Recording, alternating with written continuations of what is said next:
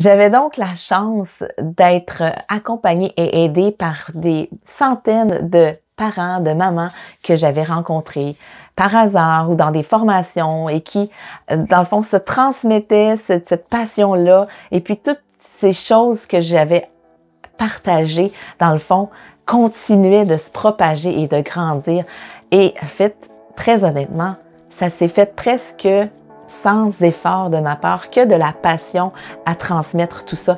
Parce que c'est tous les gens qui ont reçu cette passion-là, qui l'ont partagée pour moi, qui ont fait grandir, dans le fond, le savoir et de plus en plus, d'amener de plus en plus de gens à pratiquer le portage. Donc, comme la demande était très grandissante, il a fallu quand même que je trouve des solutions pour rendre l'écharpe de plus en plus accessible. Et c'est là que la fibre entrepreneur en moi a fait sa sortie.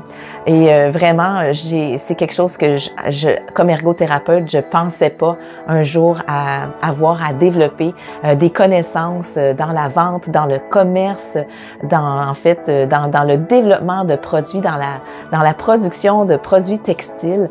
J'avais quand même dans ma jeunesse cousu parce que j'avais ma mère qui avait sa machine à coudre à la maison, qui me faisait mes petits costumes d'Halloween, qui me faisait quelques vêtements et j'avais moi-même commencé à me faire mes petits costumes. Puis en vieillissant, j'avais même commencé à développer des costumes de patinage artistique parce que c'est quelque chose que je pratiquais moi-même et puis j'en faisais de plus en plus et pour les autres. Et donc, j'avais appris à coudre de cette façon-là. Donc, la couture est quelque chose que je connaissais avec mes connaissances en ergothérapie, sur le développement, sur dans le fond, le positionnement pour le confort sur le corps et les charges m'ont vraiment aidé beaucoup dans la création de modèles de porte-bébé.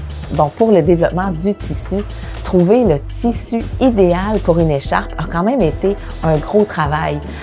Donc, parce que c'est pas tous les tissus qui sont aussi bons. Je dirais que oui, honnêtement, on peut porter avec pas grand-chose et puis quand même être satisfaisant.